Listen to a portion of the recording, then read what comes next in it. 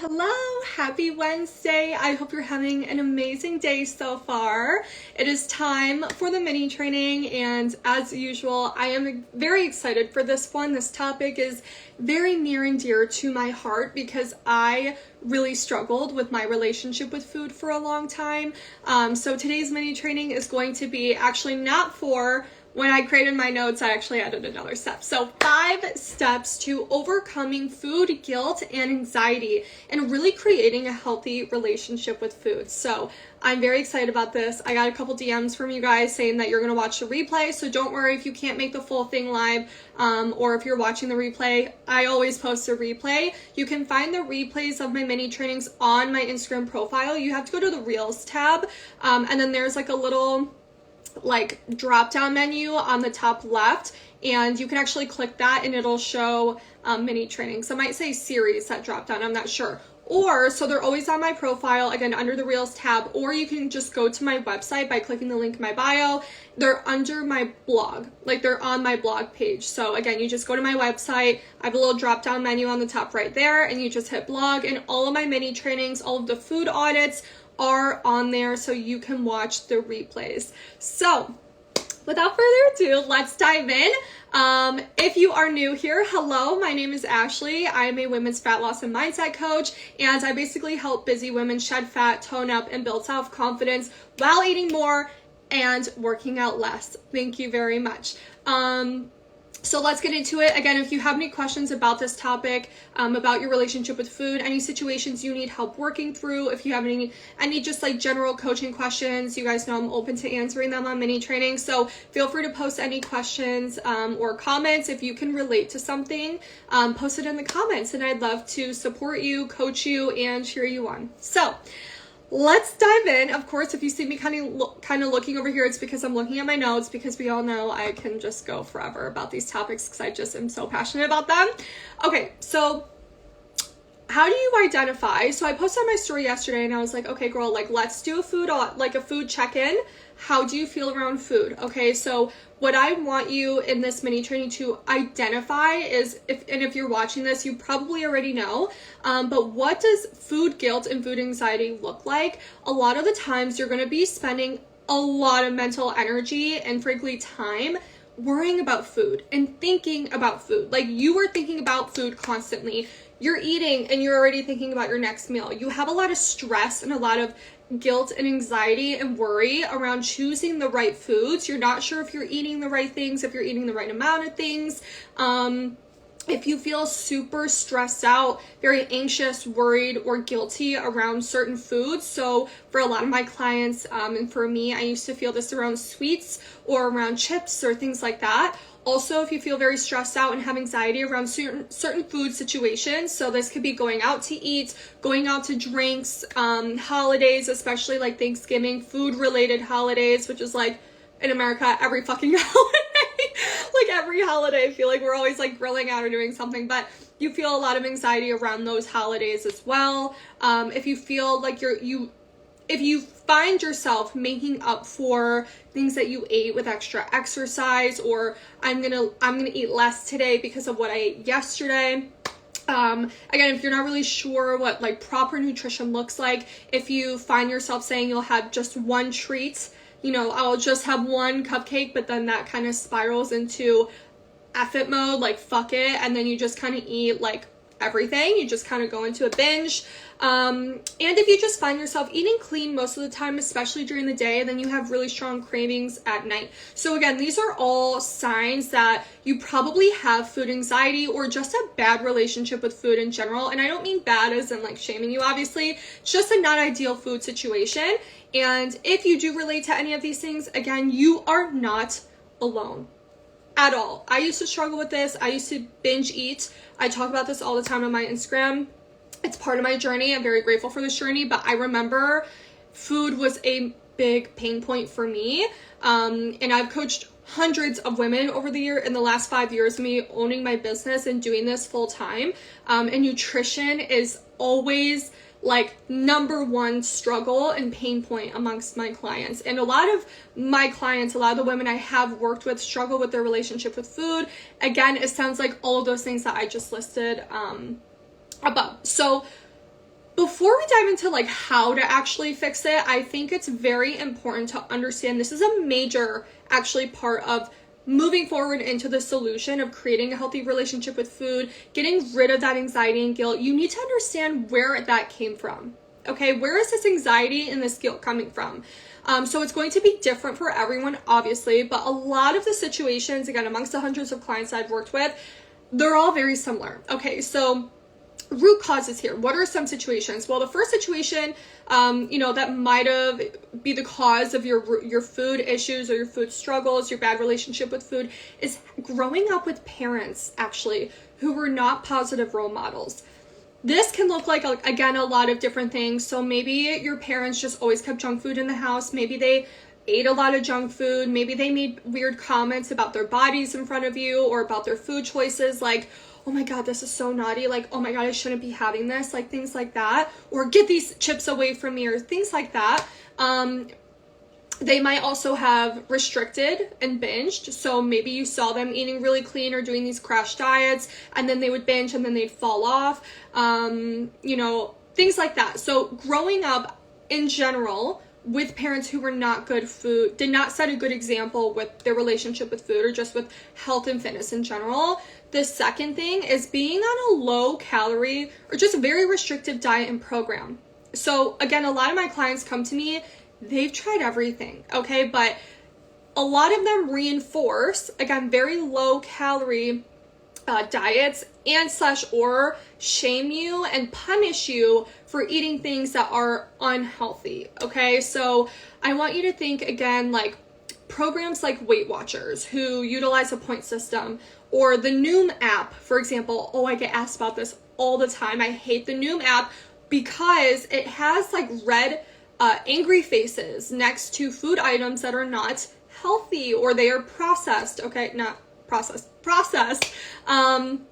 Also, like cookie cutter 1,200 calorie meal plans that you might get from a nutritionist, or another coach. I just had a discovery call with someone the other day who was working with a coach, a male. Don't recommend that.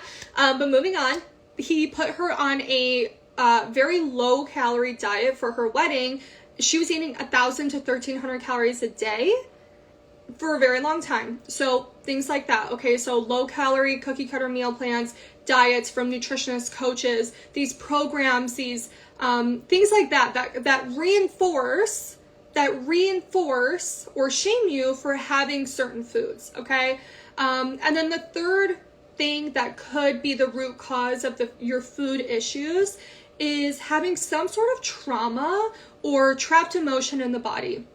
So things like a divorce, having a big move, breakup, a major life event like family issues, a death, losing a job, COVID, or gaining a lot of weight at once because of, again, some events. So being pregnant, COVID also, again, like is a big one that people put on a lot of weight, medications, antidepressants or birth controls that cause you to gain a lot of weight. So again, those are the three common sources of like where these food related issues are coming from. Again, it's growing up with parents who are not positive role models, being on very restrictive programs and diets, and or having some sort of trauma or trapped emotion in your body. So it's nice to, whatever your unique situation is, it is important to understand, again, where it's coming from, because it's nice to have that clarity, because it helps you detach from the issue. Okay, so it helps you recognize like, oh, okay, this isn't entirely my fault. This is not something that I was just like born with. Like this, I'm not crazy. You know what I mean? And a lot of my clients come to me thinking like, I feel like I'm like fucked up, like I feel like this is like a me problem. Like this is unique to me. Like I am special because I struggle with my relationship with food. Like this is not normal, but it is very common. And again, it really helps to take the blame and that shame away from you when you realize you learn this behavior, you learn these habits and these fears from someone or somewhere. And the good news, moving on, the good news is that can be unlearned, okay? This behavior, these fears, these habits can be unlearned. You might have picked them up, you learned them from someone, somewhere, somehow, but we're going to help you unlearn it right now. I am going to help you unlearn it, okay?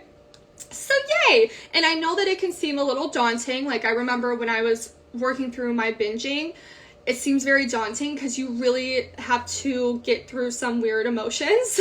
Again, number 3, if you have a lot of trapped emotions in your body, it can be uncomfortable. You know, if you're living with your parents still and you realize like, oh, it's them that is like, I've learned this behavior from them. It's going to be a little uncomfortable. So I understand it can be daunting, but I promise you with the right strategy and support, as always, you can get through anything. I promise. So again, I'm going to teach you my 5-step process right now to overcome that food guilt and anxiety and really work towards this food freedom. Okay. Get ready, get your notebooks out, get your journals, girl, take your notes. Okay. Number 1, don't restrict yourself. Don't, you silly Billy, don't do that. Okay. Because typically when women come to me and they, again, have a lot of food guilt and anxiety, they typically are not allowing themselves to have those like trigger foods on a regular basis. So they're typically eating super clean Monday through Thursday. And then by Friday and by the weekend, when the weekend rolls around, they're burnt the fuck out. Like they had a long week. They're at their wits' end. They are so bored of their diet. They've been eating bland, healthy foods all week. They do not have the self-control by the weekend, and there's a lot more opportunities during the weekend to be triggered by food, that they spiral, right? They're like, okay, like they're just burnt out, they have cravings, and they cave in by the weekend, right? And then again, that can spiral into a full-blown binge. I've heard this a million bajillion times, okay? Like it's textbook. It's literally textbook. So it's basic human psychology. You have to remind yourself, it is basic human psychology that we want what we can't have. Okay? Use that to your advantage. Let's think about it in terms of food. If you were telling yourself, I can't have this chocolate. I always have chocolate on my desk. I can't have this chocolate because it's Tuesday. I can't have it because it's Wednesday. I can't have it, it's Monday. I just started my diet again. Or, I've been doing so good today, or I've been eating so clean this week. Like, I don't want to ruin my progress. I don't want to fuck it up. I can't have it. I can't have it. I can't have it. You're going to want it even more, right? Like, think about toddlers. You tell them they can't do something. They're going to want to do it, and they're not going to shut up about it until you let them just do the thing, right? Or they're going to have a tantrum. You're the same way. I'm sorry. Adults, humans, we're all human. And that's how it works. It's psychology. So if you are restricting yourself and telling yourself, you can't have that. You can't have that. Oh, that's so bad. Don't look. That's so naughty. Like you can't. No. I can't cave in. I can't do this. I can't do this. You're just going to want it more. And again, that's by the end of the week, you run out of that willpower to say no and to defy your cravings, right? Then you're just like, okay, I cave. Like I give in, right? So this is why restrictive dieting can be extremely harmful to your relationship with food, because it actually makes you crave those foods even more. So that's number 1. Do not restrict yourself. Okay. How are we feeling so far? Give me a thumbs up. Give me an emoji in the comments if you're hanging in there. If this is making sense to you. Do you have any questions? This is a good one. Okay. Number 2, just eat it. Just do it. Just eat it. Okay. So if you want a glass of wine after a long day, girl, have it. Have it. Okay. And again, I know it sounds counterintuitive to have these foods because you're like, dude, I'm on this health and fitness journey. Like I'm trying to eat good. Like why would I allow myself to have this during the week if I'm like, trying to be healthy, trying to be on a weight loss journey? How does it make sense to have a cupcake? Right.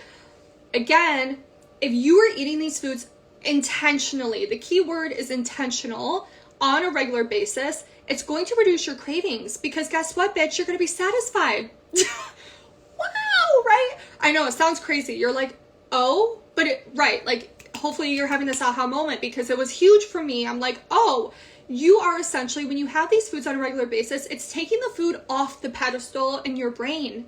You're not like, the food's up here. Oh, I can't have it. This is so naughty. Like, this is so bad. No, I'm going to have it intentionally.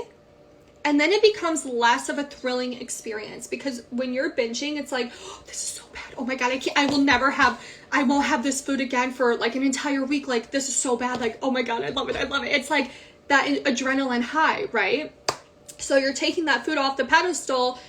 I'm eating chocolate every day, girl. It's not like a fun, revolutionary, like thrilling experience for me anymore, right? And that means less anxiety and less guilt. It's like exposure therapy. The more you go do the thing that you're scared of, the easier it's going to be, right? So number 2, just eat it. Again, just to recap, step number 1 out of the 5 steps, I changed it. 5 steps to heal your relationship with food and overcome food guilt and anxiety is do not restrict yourself. Number 2, just eat it. Number 3, plan your treat into your nutritional plan. So this is where people get stuck. They're like, okay, like, I get it, just have the food, but like, what does that look like on a day-to-day basis? Like, what does this actually mean? So again, I think part of the anxiety and guilt that comes from having certain foods is not being prepared. It comes from being ill prepared for that food. So for example, if your girls call you up, they're like, let's fucking go out tonight. Let's go out to dinner. Let's go grab some drinks, whatever. It's like a Wednesday and you're like, what? Like, you start panicking because you're like, wait, I don't have calories for that. Like, I didn't plan for this. This is interrupting my routine. Like, I've done so well Monday, Tuesday, Wednesday, or Monday, Tuesday. It's Wednesday.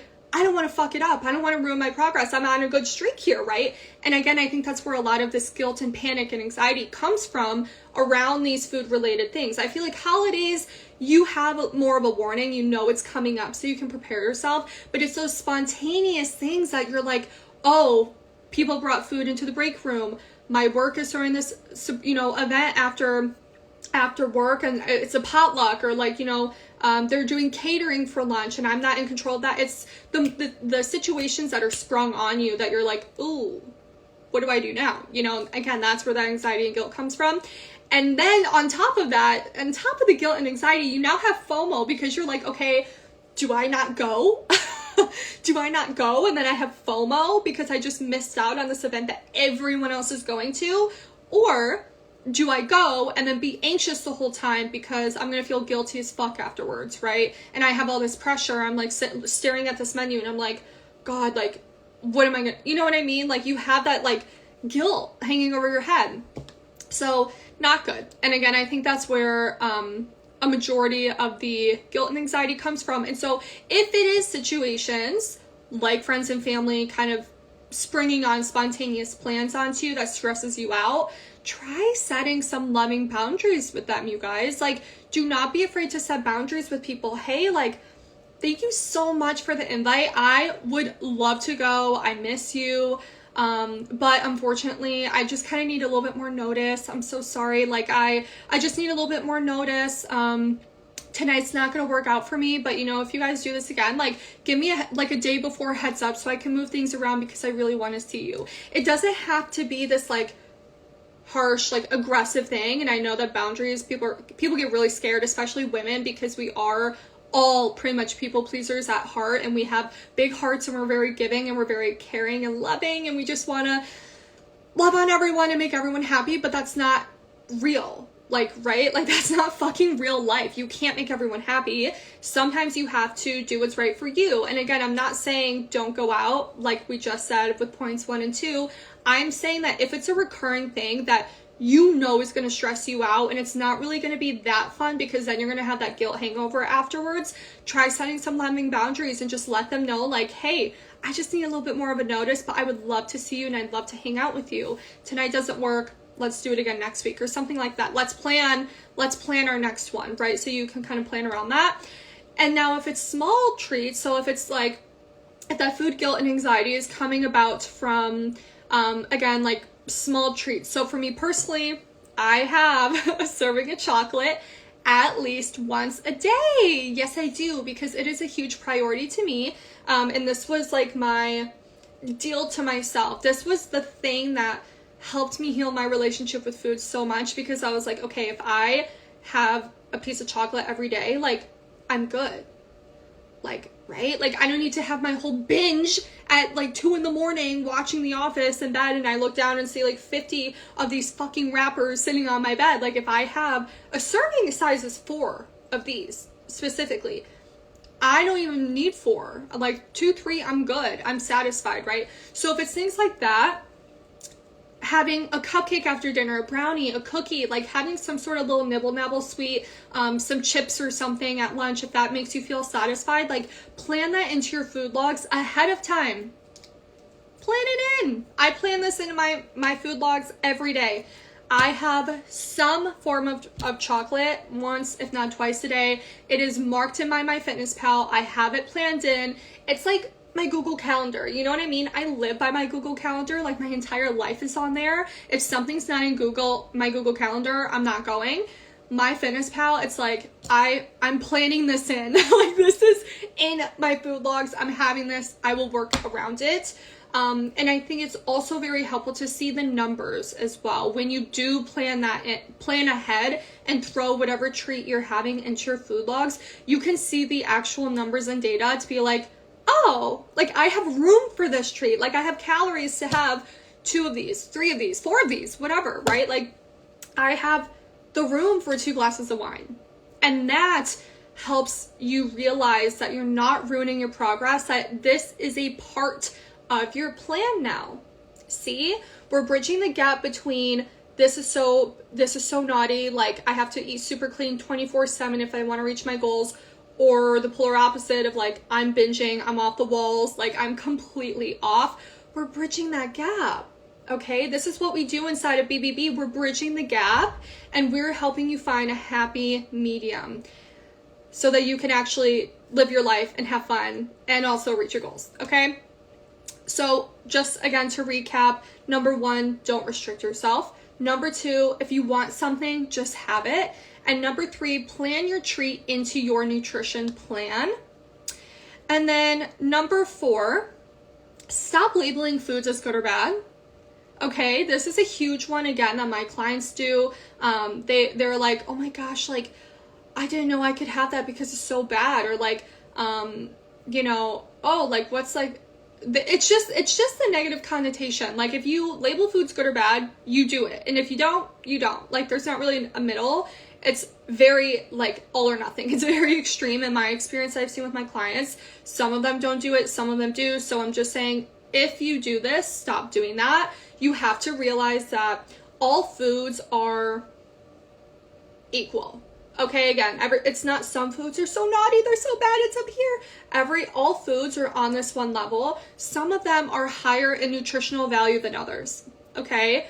And what matters more than the quality is the quantity. So again, it's not that you can't have those foods, it's that we are going to have those foods, but in moderation, right? And then number 5, last but not least, give yourself some fucking grace. Like, give yourself a break.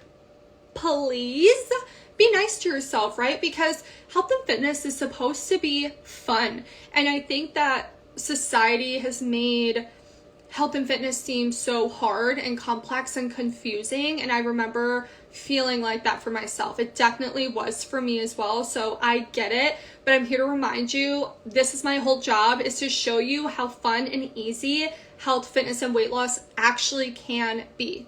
Okay? Shit happens. Life happens. There's going to be days where, you know, you literally cannot control every single thing in your life, and that's just period. And there's going to be days where you just have to roll with the punches, right? And do your best. And that's all you can do. So again, even if you have a slip up, even if you have a day that doesn't go to plan, even if, whatever, you get thrown off your routine, one bad day is not going to ruin all your progress. What is going to ruin your progress is how you move forward from that. Okay?